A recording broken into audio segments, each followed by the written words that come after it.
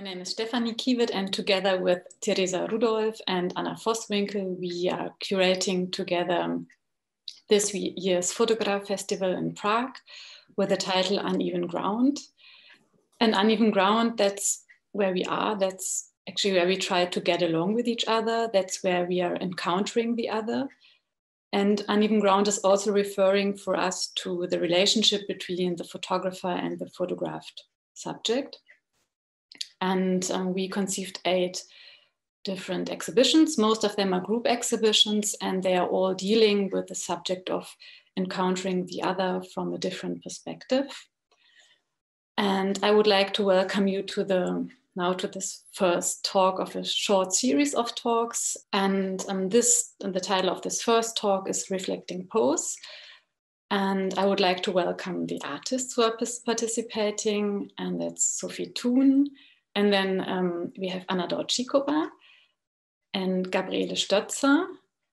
And then I would like to welcome the moderators, Christina, Töpfer, and Margit Neuhold from Camera Austria, the Photography International magazine, and that's actually here. And now I pass to Anna. Yeah, hello. I'm also part of the curatorial team. I will introduce 2 artists who are part also of the exhibition of the festival, Fotograf Festival 10. The first artist I'm going to introduce is Sophie Thun. She is taking part in the exhibition at Galerie Strossova. The exhibition title is Double Pose, Reflecting Self, Reflecting Pose, Double Self. And we got to know Sophie's work actually through Camera Austria, at least I was. And for this festival, we invited Sophie to put her own works in relation to Birgit Jürgensen's. She's an already deceased female artist, also from Austria, whose work Sophie is very familiar with. Both artists use their bodies as a medium, which is a recurrent theme in feminist art.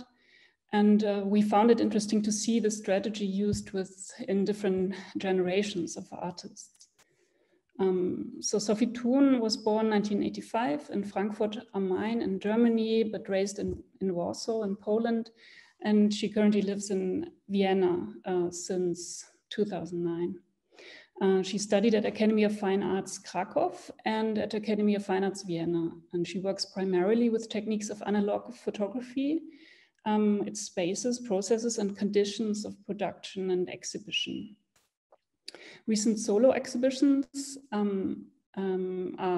include Stolberggasse at Secession in Vienna, which during lockdown was actually closed, so she established her own photo lab at the museum space because no visitors were allowed there.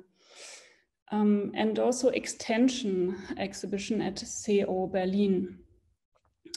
So exhibitions in 2019 include interiors of photography with Mladen Bisomic at Camera Austria in Graz. And in 2020, so this year, she finished working on the film This Year's Girl with Ipek Hamazoğlu and Laura Nitsch.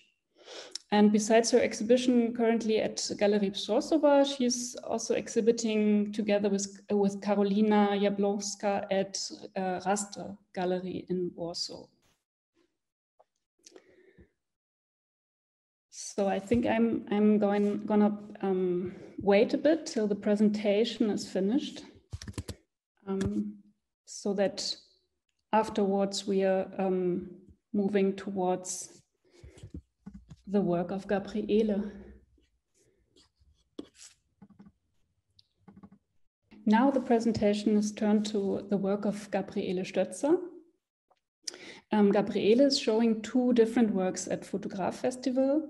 First of all, her 8mm film Feix Tanz from 1988. which is on view at Boom Photography as part of the exhibition Designing Places, Naming History, Naming Places, Designing History. And also her photo work, Transserien aus dem Mackenbuch, which is roughly translated from the Queer Book, from 1984 as part of the exhibition My Gaze, Your Image, My Image, Your Gaze at Carlin Studios, which will be opened on Tuesday. So we were interested in Gabriele's way of working with her own body, as well as with collective groups of women doing performances and video works. And also because of her being contemporary witness of system change in Eastern Europe and how artists of that time reacted to it. Gabriele Stötzer was born 1953 in Emsleben, in Emleben in the GDR, and lives in Erfurt, Germany. She studied at the Teacher Training College in Erfurt, where in the mid-70s she was expelled on political grounds and in prison for a year. She began working as a freelance artist in 1980, and she was already a writer then. She was always intensely observed by the MFS, Stasi, East German secret police. They also sent unofficial informants to her home. One of them was E.M. Wilmfried, who she was photographing, posing as a transvestite, which the Stasi wanted to use against her. So this series will be on display at Carlin Studios as part of the festival. In 1989, Gabriele was the co-initiator of the first occupation of the Stasi Zentrale headquarters in Erfurt. Since 1990, she has published 8 books and taken part in international exhibitions. She also teaches performance classes at the University of Erfurt and holds lectures on subjects such as feminist art and being a contemporary witness. Recent solo and 2-person exhibitions include Bewusstes Unvermögen, Conscious Inability, the Gabriele Stötzer Archive at GFZK Leipzig, curated by Vera Lauf, and running over the course of 1 year as a series of different arrangements of Gabriele's past artworks, with displays by the young artist Paula Germann. And both are currently also exhibiting at Galerie Eigenheim in Berlin. And her film Feigstanz, which is on display here, was part of the Berlinale Film Festival last spring. So my colleague Teresa Rudolph will introduce Anna Daučíková. Yeah, okay. So first of all, need to say that Anna Daučíková is actually our special guest. She is not represented in any exhibition or Fotograf festival this year, but we invited her because her work in the long term is interlinked very much, or connected, at least from our point of view, with the works of the other artists presented here today as well. So for maybe some sort of short biography as well, I would like to say that Anna Daučíková, she graduated from Academy of Fine Arts in Bratislava in 1980s, and then she actually moved to Moscow, and she continued living here, which was the Soviet Union back then, for 12 years during the period of Perestroika. And during this time, she did not exhibit her artwork publicly, but she was already active and using black-white photography, and she documented the social reality of that time, especially the life of women. So for example, in her series called Moscow Women Sunday from 1989 and 1990, she photographed a lot of women in the street, and as well, she somehow reflects on an aspect of heteronormative society through still life series, such as, for example, a family album from 1990, which was actually exhibited in 2011 and still represented some sort of standard and non-standard family structures. In 1999, she returned to Bratislava and co-founded a Slovakian feminist cultural journal, Aspekt. And from 1990s, she experimented a lot with the representation of sexuality depicted in the medium of video. And often, she was often combining these video screenings with live performances. She was also professor from 1991 till 2011 at Academy of Fine Arts and Design in Bratislava. And maybe she will correct me later, but I think until 2018, she taught at the Academy of Fine Arts AWU in Prague. And she is also represented in numerous exhibitions internationally. For example, Gender Check, which was at Mumok Vienna and Sachenta National Gallery in Warsaw. And also she was represented in Documenta 14 in Athens and Kassel in 2017, where actually my colleague Anna encountered her work. And in 2018, Anna Daučíková was the winner of Schering-Stiftung Art Award and also had a solo exhibition at Kunstwerke Contemporary Art in Berlin. So that's maybe for the introduction of Anna Daučíková. And I'm giving word, I guess, now to, or after, to Camera Austria. Thanks a lot to all three of you for this really nice introduction of the artists we've invited together and of us also. And thanks also for this invitation to participate in the artist talk, to moderate it. So it's a real pleasure to do this. And also for us, it's a real pleasure to see the three of the artists we've worked with recently in the magazine and to discuss their work in this context with them. When we were starting to think about this conversation, our point of departure was something similar we saw in the work of Gabi Stötzer, Anna Daučíková, and Sophie Thun, which is their interest in the female body, be it their own body or that of another female person. And what they might have in common at first glance is that they are all being staged that they are stage bodies for the photographs they do. But actually the portraits or self-portraits are being used for very different purposes. So for example, in the work of Sophie, the photograph itself is not so important, is not as important as the process of taking an image.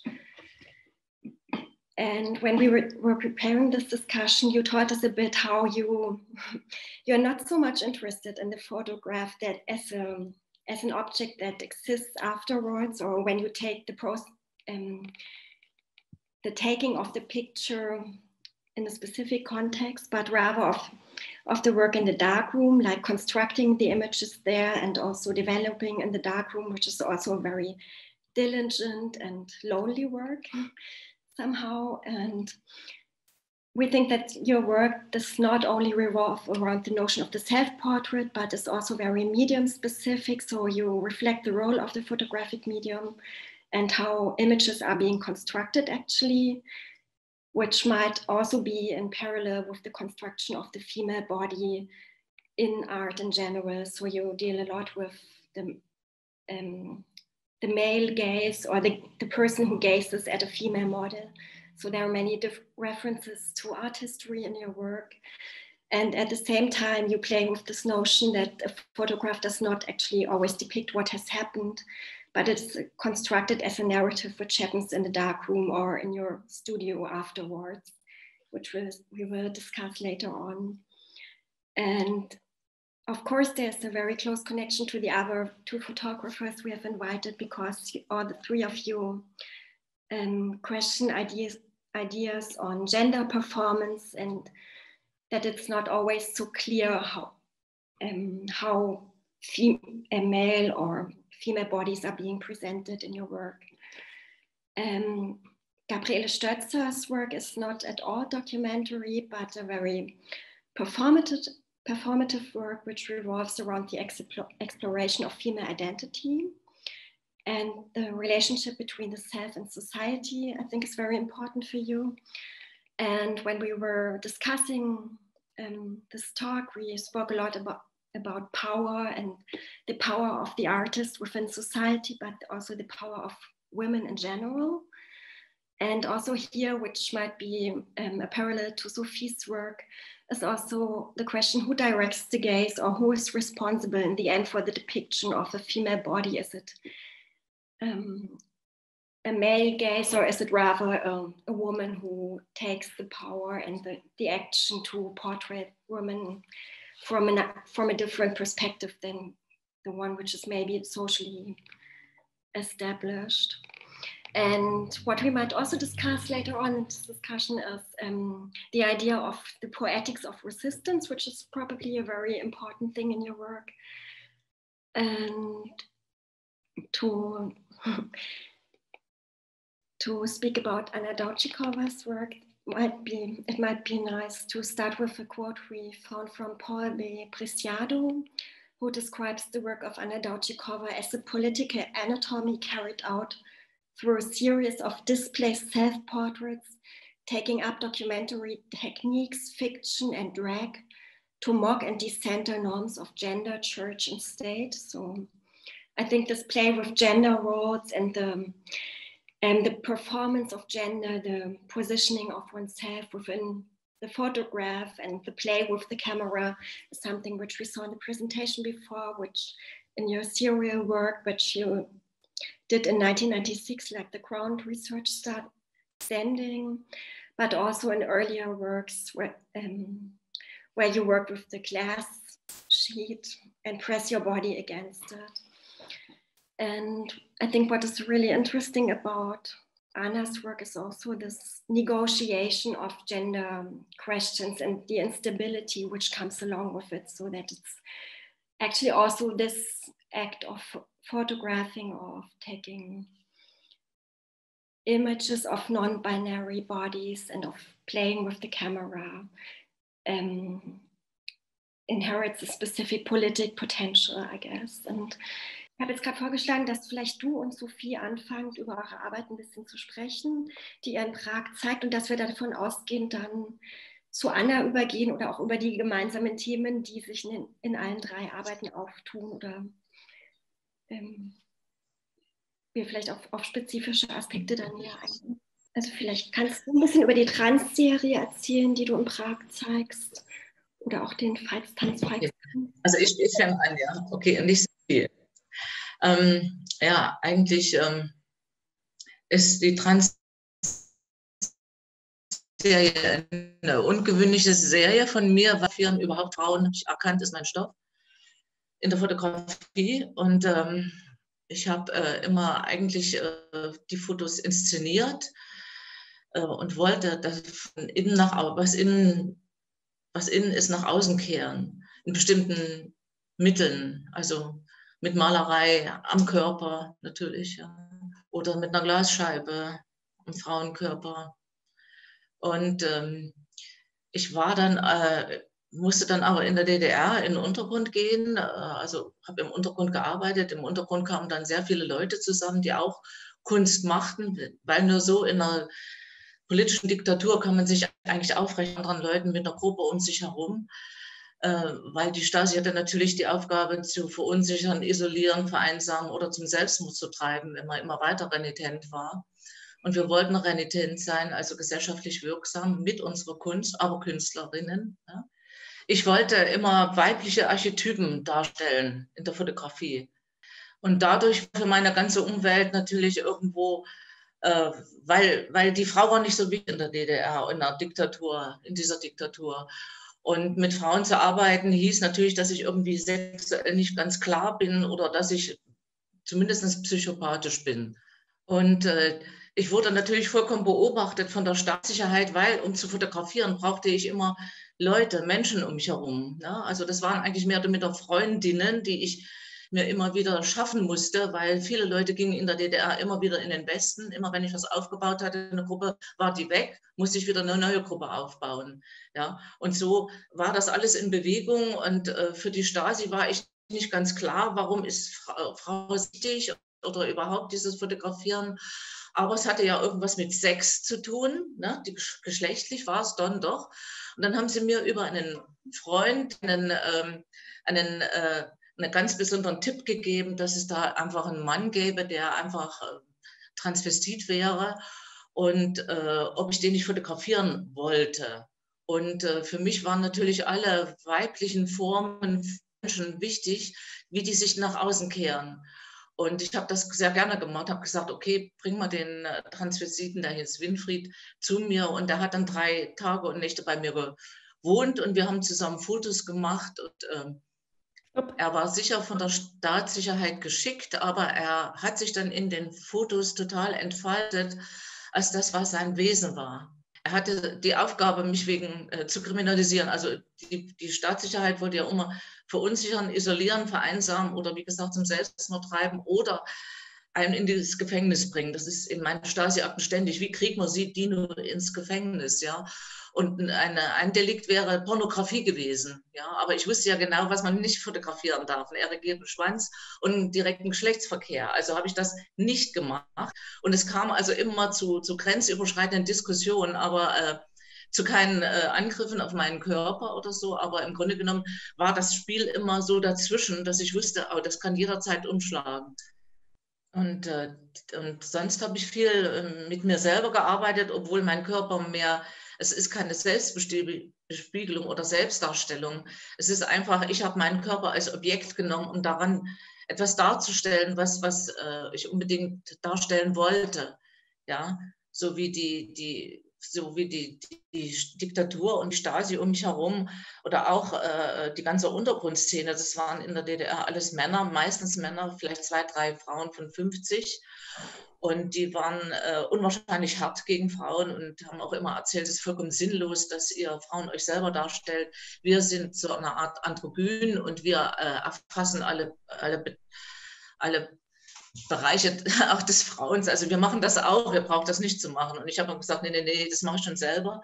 Und habe mich dann aber auch selber immer dargestellt. Und um nicht zu verschwinden in dieser ständigen Zerstörungswut, habe ich meinen Körper mit Tomatenketchup eingerieben und habe ihn an die Wand gemacht. Habe gesagt, hier bin ich und hier bin ich. Einfach um nicht zu verschwinden. Ja, weil die Zerstörungskraft war unwahrscheinlich groß. Und ich musste einfach sagen, ich bin da.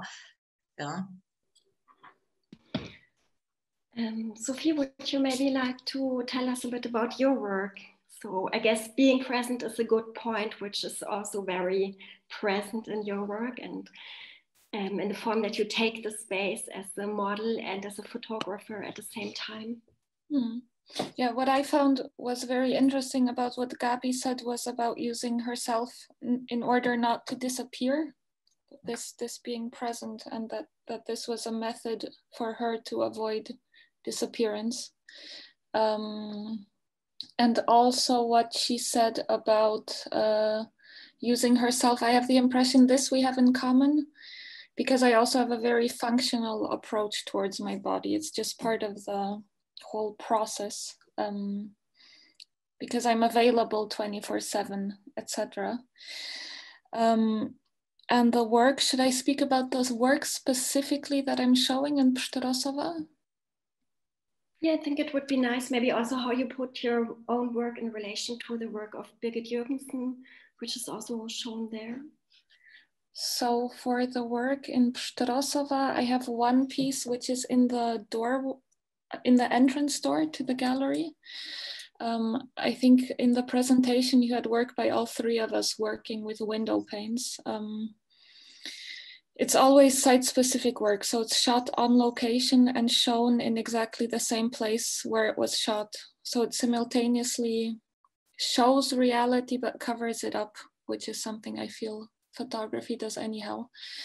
And for me, showing indoors is interesting because it's this space of in-betweenness. You know, it's neither, you walk through the piece, it's neither hanging on the wall nor, it's neither outside nor inside. So this in-betweenness aspect interests me, and the overlaying of the reflections, etc.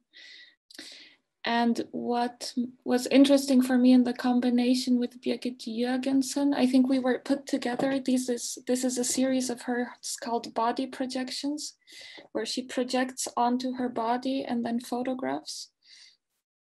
And in my case, I also work with projections, but in the darkroom.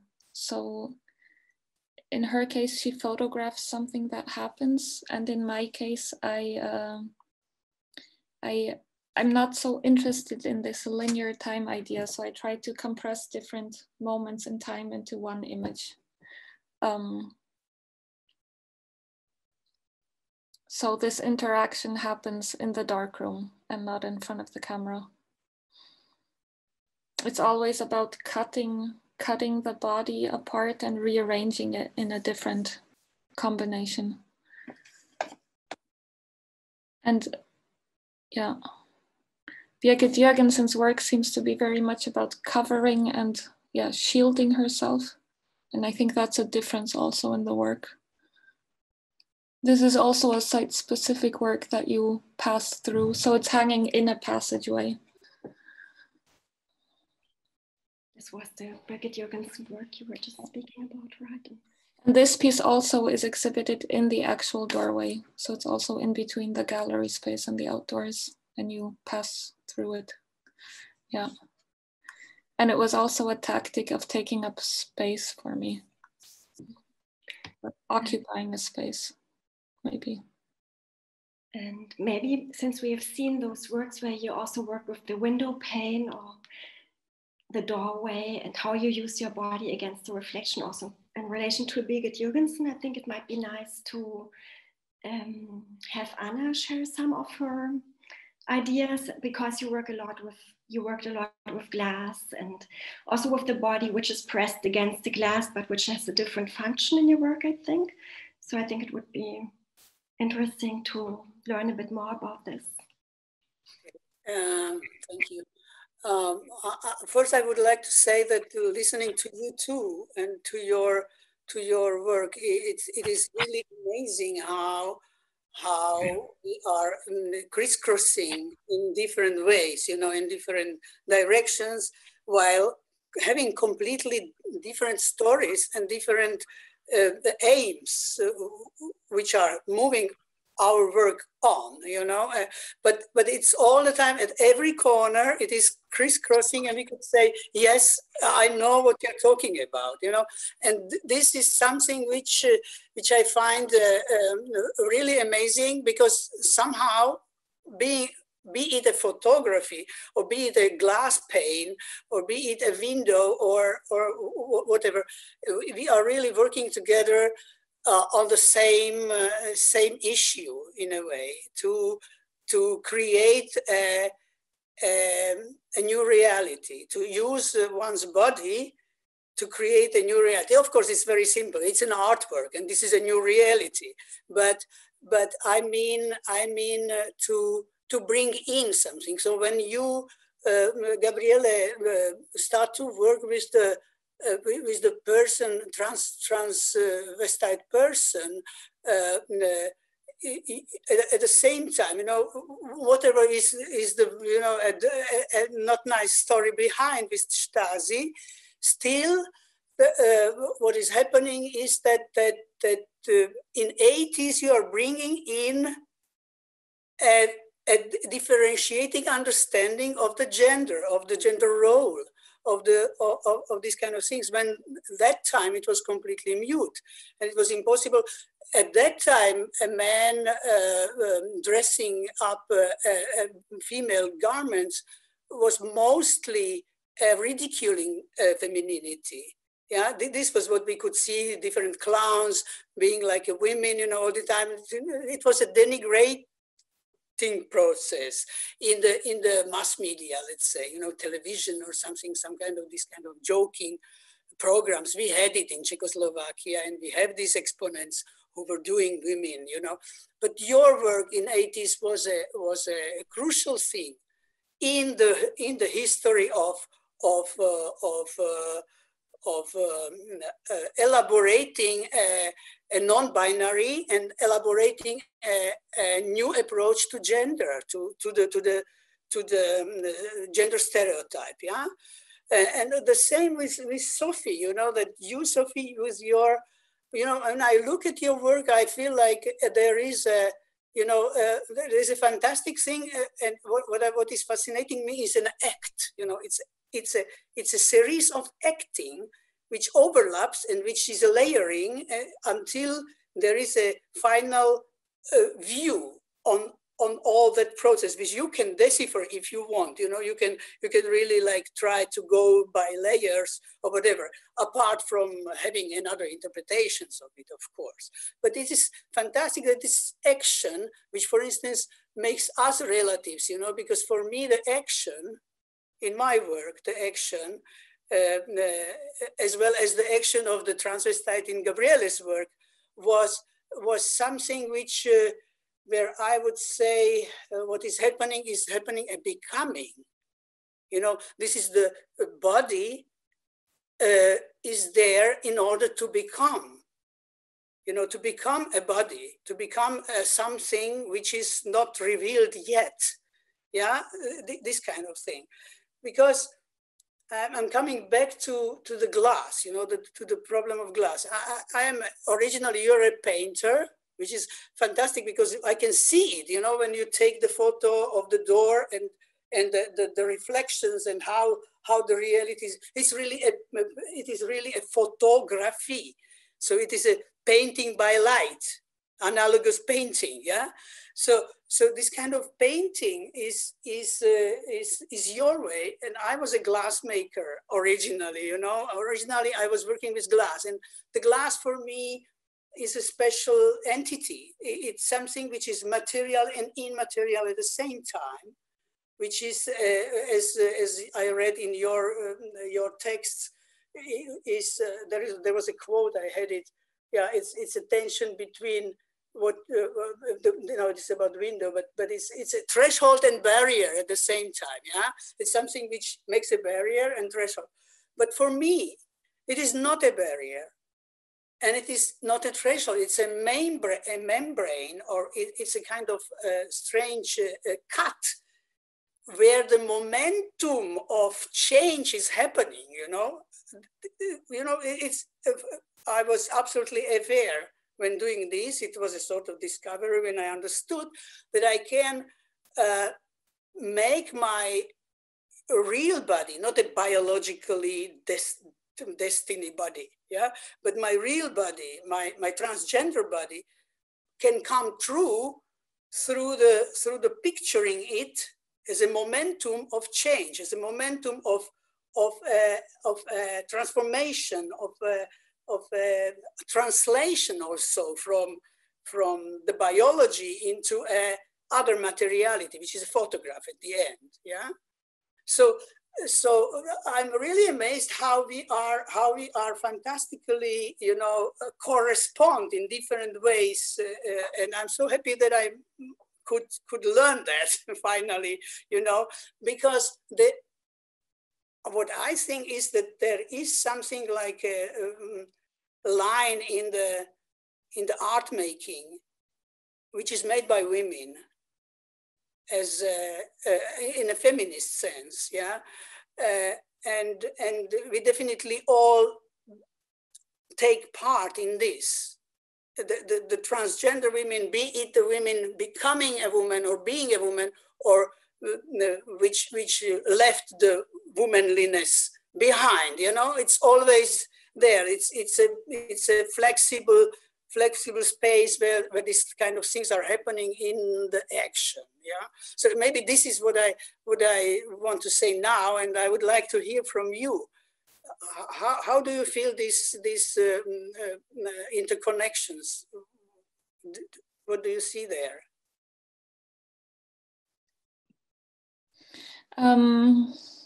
I found very interesting in your work how you also work with this, if one can resist becoming a woman, if one is at birth identified as woman, and this becoming this idea of the becoming body is very interesting. Yeah, I also know your series with the glasses, which I find fantastic. this role play of the glasses, and how it's very, which you used in a very coded way, that you played with this male and female and these family structures with these different combinations of taller and lower glasses, and the glasses with the stripe and without the stripe. So I think topic-wise, there's a lot of crisscrossing, which looks formally very different, but somehow the topics are similar. And for me, glass, it's also, yeah, for you, it's a membrane of change, right? As you said. And for me, it's also kind of this layer where the image gets trapped. So it works more like this cat, like this, that's where the image happens. Also because of reflecting, and also because that's how a camera works. It catches light on this, yeah. So for me, it is more something closed, and for you, it seems more like an opening. Yeah, it is to become, to be changed, to go on changing. But you're also having a changing principle in your work. You know, I think that when you first of all, fascinating is that you are doing these kind of things in certain spaces. You know, once it is a hotel room, and once it is a dark room. You know. I was working in the dark room, which was enlightened with my pressing the glasses against my body. It was also in the dark room, but enlightened, you know. So there are some kind of these kind of things. But what I wanted to say is something else, that when you work with this analogous act, you know, you say somewhere in your interview about the hackers, yeah. So you're hacking in analogous realm of analogous. You're a hacker of technologies in analogical world, you know, the area.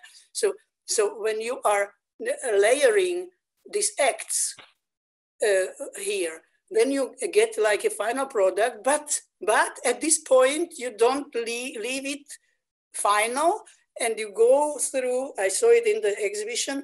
You go on the floor, so suddenly the photography starts to be something else, starts to be a walking object, or object which is sort of organizing the space or something. Yeah. So, or even I felt there was a hint in your interview, and you said that there was a bench in the gallery where people are sitting on the bench, not knowing that there is a work beneath. Yeah. But this is again a new layer. It's a new layer of the situation which you sort of understand and accept in a way. Yeah, although it was not your primary idea. Yeah, whatever. I feel like there is some kind of poesis. We have, we are all three bearing with us, because also Gabriele, with her confinement in the Stasi, you know, this sort of it was a jail. You're on outside of the jail. You're working, but there are all the time, you know, mental barriers which you have to be aware of all the time. So you are living in the jail, mental jail again. And in this mental jail, the things for Gabriele is happening, and the sense of it is, not to disappear in this mental jail, completely another story. But again, something which is sort of joining us, uniting us together, you know, and I really like it. Also ich denke, was ich denke, ist auch, dass man als junge Frau sehr unbeschwert mit dem Körper umgehen kann, weil der einfach jung und schön ist. Und das war meine Freundin, die haben sich auch, wo sie jung waren, ausgedacht. Aber das Schwierige ist, jetzt, wo wir älter sind, also wir, sagen wir mal, Protagonistinnen, mit diesem veränderten Körper umzugehen. Und darum habe ich jetzt, wo ich in Schwanenwerder bin, das ist so eine Künstlerinnenresidenz, angefangen mit meinem eigenen Körper nochmal das zu react zu machen, was ich früher gemacht habe, einfach um mich selber zu betrachten. Ja, das ist auch interessant, diesen Körper interessant zu finden, ohne oder wieder objektiv zu benutzen einfach, ja, ohne ein Alter ist, alte Frau oder sowas, ja, sondern einfach wieder diesen Körper als Objekt zu nehmen, um das auszudrücken, was ich meine. Yeah, it is always, we are all instrumentalizing our body. It's not, it's, when I hear that it is a self-portrait, you know, I understand it may be so, but in my way, it is it is not about me, you know. However existential it is, you know, however existential it is, I don't feel it is exactly about me, and it is only because I understood at a certain point in my life, quite late, when I was 40, learning about feminism, I learned that personal is political, and then I understood I could work with my body. You know, I can start working with my body when this body already was not young or whatever else. Yeah, but your Sophie, your instrumentalizing of your body, yeah, is instrumentalizing, but it's also existential, isn't it? In some way, or would you deny that?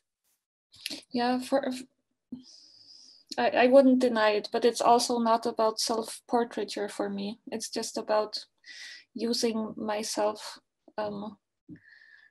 Yeah, I couldn't imagine using another body for the work, because then it would suddenly be about portraiture and not just as a placeholder for a body. But I saw that you are choosing your, one second, I will leave you, Gabriele. You are choosing your body because you mentioned somewhere that the photography itself is a kind of inherent violence. Yeah, I think photography does always take possession, and that's why I use my own body, because this act is somehow very violent, or to me it feels this way. So maybe it's interesting here to come to Gabi, because she's not working only with her own body, but also with the body of others. Gabi, also das ist eben auch, also gerade ging es ja darum, dass es das Benutzen des eigenen Körpers, aber vielleicht wäre es auch schön, wenn du etwas erzählst über das Zusammenarbeiten mit anderen Frauen und wie du dort eigentlich umgehst mit den anderen Frauen und den Körpern. Ja, okay, danke. Aber ich wollte erst mal was sagen zu Sophie. Ja? Einmal finde ich die Scheibe bei dem Cut in dem Foto, ja, also diese unsichtbare Trennung, wenn du dich nochmal zerschneidest und zusammen wieder als Bild siehst. Und dann gefällt mir bei dir unwahrscheinlich dieser humorvolle Ernst, ja, also diese getragene, selbstbewusste Haltung, die aber letztendlich ein humorvolles Umgehen ist mit allen diesen Mitteln. Ja, und also es ist nicht so geil oder sexistisch, sondern es ist einfach so ein ernsthafter Humor. Und der gefällt mir bei deinen Fotos einfach, ja. Wie du einfach ganz, weißt du, bei uns war das noch so ein Widerstand und der Körper und wir sind da und das war so eine ernsthafte Sache, ja. Aber bei dir ist das irgendwie so ein, ja, sagen wir mal, ein schwarzer Humor und der gefällt mir total klasse, ja. Den finde ich sehr schön. Also du hast ja immer wieder auch im Gespräch viel von den Frauengruppen, mit denen du gearbeitet hast, erzählt. Und ich glaube auch so, dass dieses kollaborative Arbeiten auch heute noch extrem wichtig für dich ist, oder? Vielleicht magst du darüber noch ein bisschen erzählen, wie sich das in deiner Arbeit fortsetzt? Was sich fortsetzt, ist einfach das unmittelbare Interesse an weiblicher Darstellungskraft. Ja? Also wir, meiner Meinung nach, waren wir so die Ersten, die das weibliche Selbstverständnis in die Öffentlichkeit gebracht haben, dass es ganz normal ist, darüber zu verfügen und das auch in der Öffentlichkeit zu bringen oder nicht heimlich zu Hause bewahren und auf sich selber zu denken, wir sind wichtig, ohne dass wir uns selber dargestellt haben. Ja, und was ich jetzt sehe, ist einfach, dass es ganz viele jüngere Generationen gibt, die einfach auf mich zukommen und die denken, ja, das ist ja, oder die in eine Ausstellung von mir gehen, die denken, das ist eine Gegenwartsausstellung und wissen nicht, dass das schon 30 oder 40 Jahre alt ist, was wir da gemacht haben. Also das ist so eine, Kunst hat auch sowas mit ewiger Jugend, die auch wieder dann die Jugend anzieht und befriedet auch.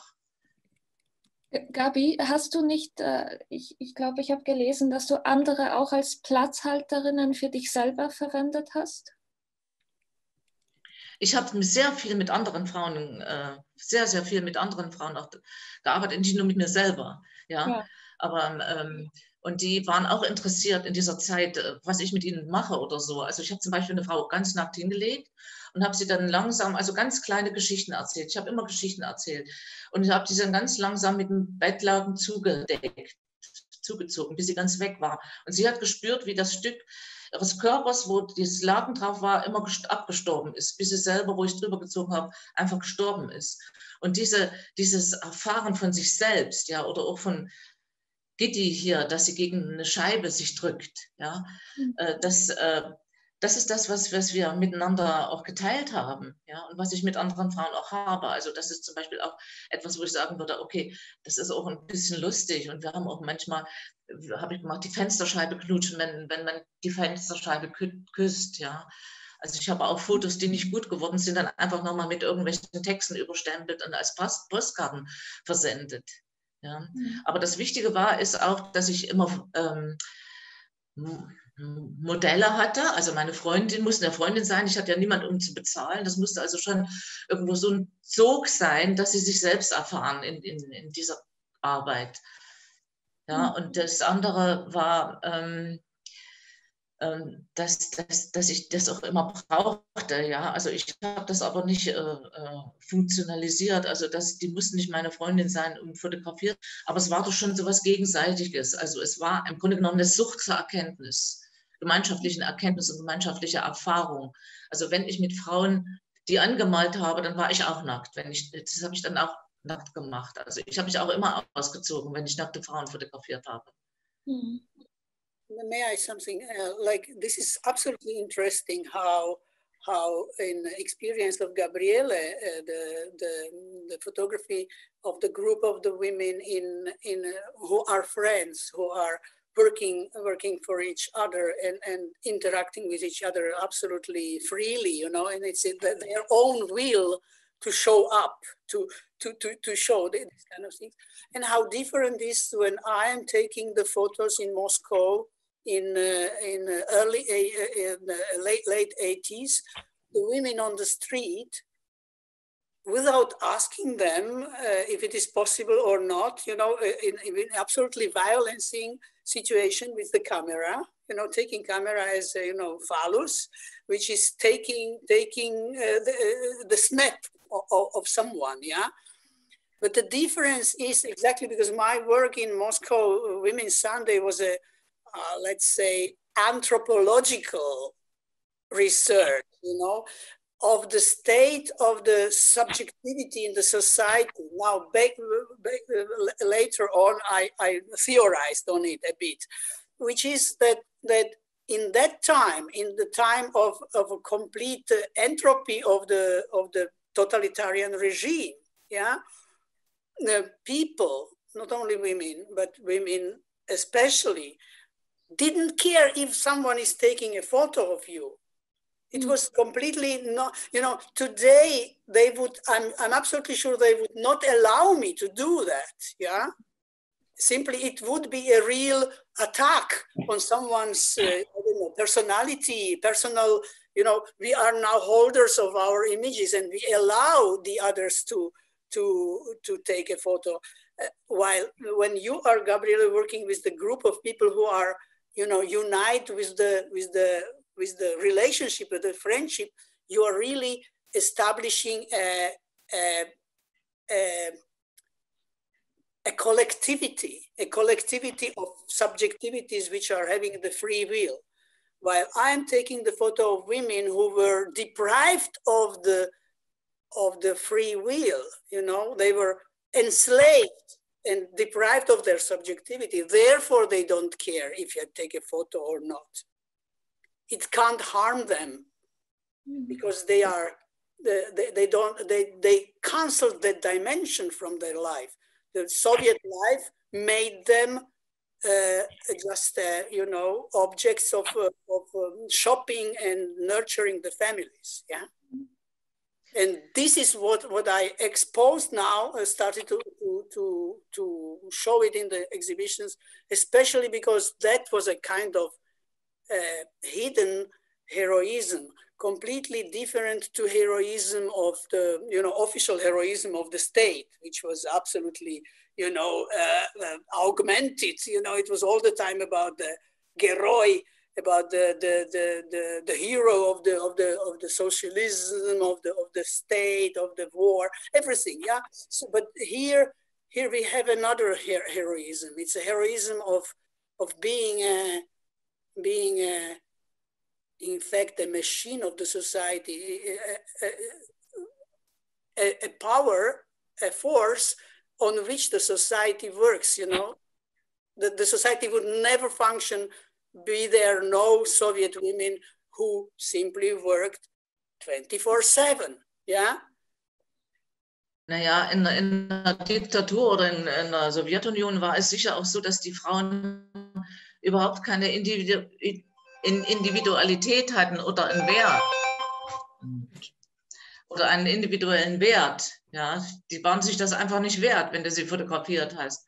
Aber bei uns war das so, wenn wir uns also das, verstehst du, die Umwelt um uns herum war so grau und so uninteressant und so wesenslos, dass wir selbst uns immer total wichtig genommen haben. Wir sind dann auch einander süchtig geworden, ja, miteinander oder in andere Dimensionen. Und das war immer viel wichtiger als diese ganze Außenwelt. Ja. Heute ist die Außenwelt reich, du kannst alles bekommen, scheinbar, was du willst. Und damals gab es einfach nichts. Und in diesem Nix haben wir so einen Topos gebaut von uns selber, wo sich Fotos entwickelt haben, die was Bleibendes geschaffen haben. Wir haben einfach in dem Nichts eigentlich was Bleibendes geschaffen, was wir selber waren, was wir in dem Moment aus uns geschaffen haben. What I find very interesting about these portraits of the women by Anna is that it's also about exhaustion. That it feels like they're also too exhausted to care because there's so much work about laziness. And here it's really about exhaustion. You have these exhausted women who can't be lazy, you know. So this is for me very, very, very interesting. One last thing I find interesting what Gabi and Anna said, because Gabi said her work is very much about not disappearing, somehow disusing the body. Anna was talking about this becoming. And in my case, I'm very interested in disappearing through multiplication. So I find that somehow interesting. Thank you for that. Yeah. That's a good last observation. Really, thank you. I really, well, unbelievable. Thank you. I hope we can all meet in real one day again and then continue this discussion we had. So I guess it's just the starting point of something that would be interesting to dive into further. But I guess for now we have to finish, right? And thank you, Margit and Christina also. Yes. Thank you very much. Austria. Ja, danke, Bernadette. Na, ciao. Tschüss. Ciao. Thank you. Bye-bye. Thank you. Ciao.